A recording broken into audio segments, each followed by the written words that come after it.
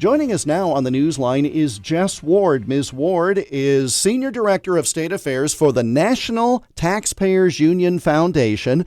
The broad organization, the National Taxpayers Union, is online at NTU.org. Ms. Ward, good morning, and thank you for taking the time. Good morning, Jeff, and thanks for having me on. I appreciate it. Tell us what the National Taxpayers Union is, and separately what the foundation is, how those are all connected. So the National Taxpayers Union, NTU, which is our C4 side of things at NTU, is the oldest taxpayer group in the nation, and we are fighting the good fight on behalf of taxpayers. NTUF is our foundation that does a lot of research that makes my job much easier when I'm speaking with legislators about important changes they can make in their tax code or regulatory framework. Are you finding, either through your own research or in the conversations you have with people, are you finding that one of the burdens to business and taxpayers is not just the tax system, but the uncertainty of it all? Yeah, absolutely. And on a personal note, Jeff, in addition to working for the National Taxpayers Union, I also own 3 small businesses in Wisconsin. Mm-hmm. And so I'm passionate about this on 2 fronts, that businesses, particularly small ones, need to have certainty in the tax code. And we also need to be able to rely on government agencies to execute the code properly. So the National Taxpayers Union Foundation has now released a reform project. Give us a sense of what this effort is. It seems not only necessary, but it also seems rather ambitious. So congratulations on that part of it. Tell us what it is. So we recently released a payroll tax, essentially a 101, which aims at speaking with legislators and how the payroll tax really affects small businesses and their hiring practices. And we have essentially targeted states that have already made positive strides towards reforming their unemployment systems and essentially dishing out benefits to those who are actually eligible. Obviously, the payroll tax, the federal portion of it is funding Social Security and Medicare, but also on the state side, we really wanted to focus on unemployment insurance and some of the issues that really came to light during the pandemic. So Iowa, of course, is listed on our payroll tax target. And the reason for that is actually because Iowa, under Governor Reynolds' leadership, has been made some great reforms since the pandemic, and we wanted to suggest a couple of more that would make Iowa probably a leader in how to properly distribute unemployment claims. We like to think here in the state of Iowa that we are free from fraud and waste and those sorts of things, but the fact of the matter is, we, the taxpayer, we've paid out an awful lot with regard to unemployment insurance claims that were just flat out fraudulent, and it's no small amount, correct? That's correct. It's about $30 million. I think approximately $130 million in overpayments came out of Iowa, with about 30 of that being fraudulent with the data that we have available to us. But yes, there were deceased people who were making claims. There were incarcerated folks who were making claims, and then people just being dishonest on the application process. National Taxpayers Union Foundation, NTU.org, and right on the main page of the union site, as opposed to the foundation, you'll see right there, Payroll Tax 101 and Toolkit. Nice red button to click here to explore, and there's all manner of articles to help explain this topic.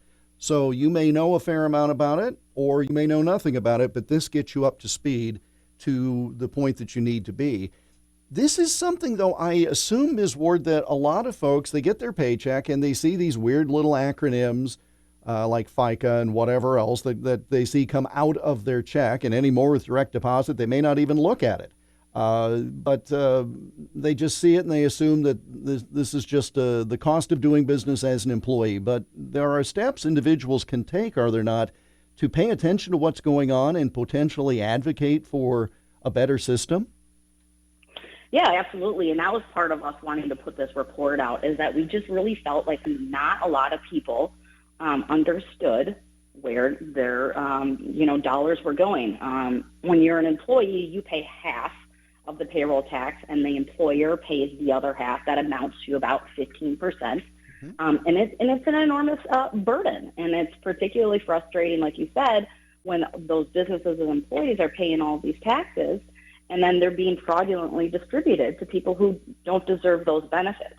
And so we really, the impetus behind this was making sure that we can educate people, and then once we're able to educate them where their dollars are going, then hopefully we can speak with lawmakers and say this really matters to small businesses. You know, anytime you take on an employee, you're bearing additional employer costs, and we just really wanted to get out there and start educating, and then start meeting with lawmakers. That will be the second phase of the payroll tax, is we're going to go face to face and meet with lawmakers and say, you know, you guys are doing this really well, but here's a couple of improvements that you could make on your unemployment insurance system. As someone who has this as a job, but I also have my own self-employed small business, and so there's nothing more aggravating than making a quarterly payment to cover things like the Social Security, the FICA, and then you do your taxes and you get half of it rebated back to you as a credit. Well, this just seems like there's got to be a better way to run a railroad than for me to pay in 100% of the payroll tax and then get some of it back later. The government's earning interest on my money during that period of time. I mean, that's the kind of thing that I think frustrates people, to where they just throw up their hands and say, you know, I'll just let these people do it. I got to worry about trying to keep my business open.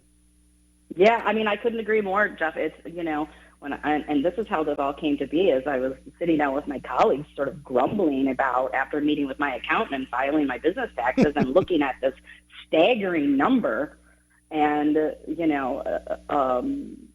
I guess complaining with my colleagues turned into a rather large project of, okay, we need to get out there and educate not only people but lawmakers, and hopefully we can make some positive changes in the right direction. I mean, the good news is Iowa is doing some great things. One of the changes that I really, really like that Iowa made is, generally speaking, if someone wants to challenge, whether it be a business or an employee benefits, you go in front of an administrative law judge, and the administrative law judge says, well, you know, this so-and-so was not fired for cause, and then they're provided benefits.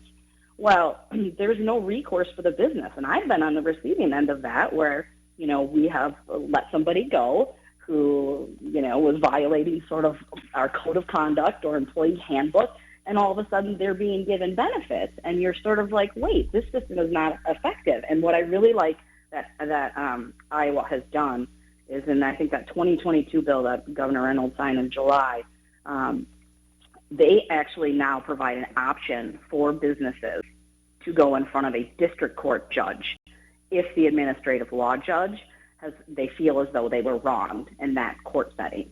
So I think that's a great change that the state of Iowa has made, in addition to reducing the number of weeks, eligibility weeks, from 26 to 16. So Iowa's doing a lot of things right. We just need a couple of more tweaks to the UI system, and I think your state will be in great shape. All right. Well, what tweaks should they? When the governor's listening to this interview, because I know they listen all the time, right? No, I know Yep. they don't. But if you were to get a phone call from Speaker Grassley or Governor Reynolds, and they say, okay, what tweaks do you have in mind? Let's end with the short list of what are the things that are on your list that you'd be happy to help them draft legislation about. Well, there is some good legislation that Louisiana has done that they were one of the first to address sort of the fraud issue. Essentially, it requires their Department of Labor to issue weekly checks, cross-checks with the Department of Corrections to make sure that incarcerated folks aren't receiving benefits. They also do checks with the State Vital Records Department to make sure that there are no deceased people who are claiming benefits. They also cross-check with, on a weekly basis, new hire records against the National Directory of New Hires. So in other words, benefits are cut off in a more timely manner upon someone locating employment. The other thing that I would highly recommend is that we do away with the prepaid unemployment debit cards. It's almost less than 3%, or right around 3% of people receive an actual physical paycheck. Most people in the nation are on direct deposit. The prepaid debit card is, unfortunately, we found in looking at states, is a big problem and a huge component of some of the fraud that's happening. I would also recommend that they incentivize the financial institutions that they work with to sort of make sure that multiple payments aren't going into one account, that transfers aren't going offshore. There's a lot of stuff that you can do to incentivize. Now, I don't think we should be mandating financial institutions to do anything, but we can incentivize them, whether or not it's a percentage back of recuperated funds. There's a lot of things that can be done, and that's where I would start if I was Speaker Grassley or Governor Reynolds. What is, and I said that was the final question, but I lied. As a small business owner yourself, what do you find to be the thing there in Wisconsin, not necessarily with your state, but what is it that is the biggest challenge for you as a small business owner right now? It's the cost of taking on new employees. I own businesses that are in the service industry, and of course, a lot of times it can take quite a while for those in the service industry to build a loyal clientele and a following. So businesses are taking on a lot of initial costs upon hiring, and one of them is the payroll tax. And, every time an employee, particularly in the service industry, is let go or for whatever reason, that affects the unemployment insurance rate premium that the business is paying. So we're constantly adding to the cost to be able to function as a business, and it's frustrating. NTU.org is the website for the National Taxpayers Union, the foundation connected with the union, the folks who have put forth the Payroll Tax 101 and Toolkit. You can click right there on the main page, all manner of great information to help you as you talk to lawmakers and handle your own businesses. Jess Ward, Senior Director of State Affairs for the NTUF, thanks so much for the time. We'll talk again soon, I hope. Thanks, Jeff. Appreciate it.